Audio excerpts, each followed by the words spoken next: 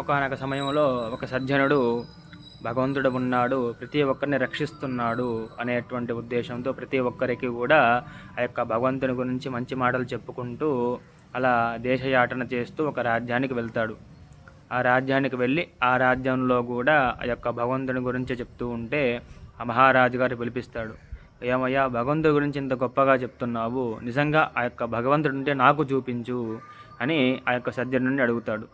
అప్పుడు ఆ సజ్జనుడు ఏం చేశాడు, అయ్యా నేను మీకు భగవంతుని చూపిస్తాను, రేపు ఉదయం నేను వచ్చేసరికి నాకు ఒక కుంపటి, బాండలి, పాలు, గరిట నాకు ఏర్పాటు చేయండి, నేను మీకు భగవంతుని చూపిస్తాను అని ఆ సజ్జనుడు చెప్తాడు.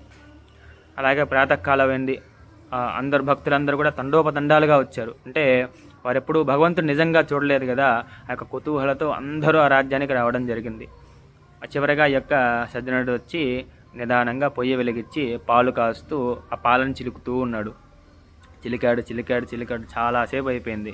రాజుగారికి విసుగు పుట్టి, ఏమయ్యా వచ్చినప్పటి నుంచి పాలను చిలుక్కుంటూ కూర్చున్నావు, దేవుడిని ఎప్పుడు చూపిస్తావు అంటే, అయ్యా పాలలో వెన్న రాగానే నేను భగవంతుడిని చూపిస్తాను అని చెప్తాడు. నీకేమన్నా పిచ్చా, పాలలో వెన్న ఎలా వస్తుంది? పాలు కాచాలి, చెవిరేయాలి, అలాగే ఆ పాలు పెరుగవ్వాలి, పెరుగుని చిలకాలి, మజ్జిగవ్వాలి, ఆ మజ్జిగని చిలికితే కదా మనకు వెన్న వచ్చేది. ఇది కూడా తెలియకుండా నువ్వు దేవుడిని ఎలా చూపిస్తావు అంటే, అయ్యా దీంట్లోనే సూక్ష్మం దాగి ఉంది.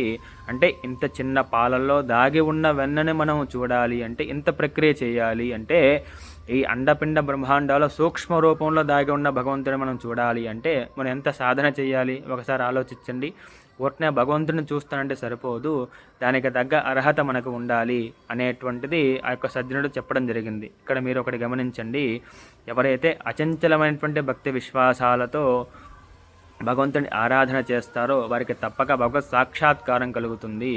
ఉదాహరణకి ప్రహ్లాదుడు చూసుకోండి, ఇందు గరుడందు సందేహం వలదు, చక్రి సర్వోపగతుండు, ఎందెందు వెతికి చూచినా అందందే గలుడు. అంటే భగవంతుడు ఉన్నాడు అనేటువంటి భావనతో, భగవంతుడు మన ప్రతి ఒక్క కదలికను గమనిస్తున్నటువంటి భావనతో ప్రహ్లాదుడు భక్తితో ఉన్నాడు కాబట్టి ఆ యొక్క నరసింహస్వామి అతనికి సాక్షాత్కరించడం జరిగింది. కాబట్టి అటువంటి భక్తి భావాన్ని ఎవరైతే అలవరుచుకుంటారో వారికి తప్పక భగవత్ సాక్షాత్కారం కలుగుతుంది. భక్తి అంటే కేవలం గుడికి రావడం, టెంకాయ కొట్టడం, కడ్డీ వెలిగించడం కాదమ్మా. భక్తి అంటే భగవంతుడు ఉన్నాడు, భగవంతుడి సమీపంలో నేను ఎప్పుడూ కూడా రక్షింపబడుతున్నా అనేటువంటి భావనతో ఎప్పుడు కూడా మనం ఉండగలగాలి. అదే నిజమైన భక్తి. కాబట్టి అటువంటి భక్తిని మనం అలవరుచుకుందాం. ఓం నమః శివాయ. ఓం శ్రీమాత్రే నమః.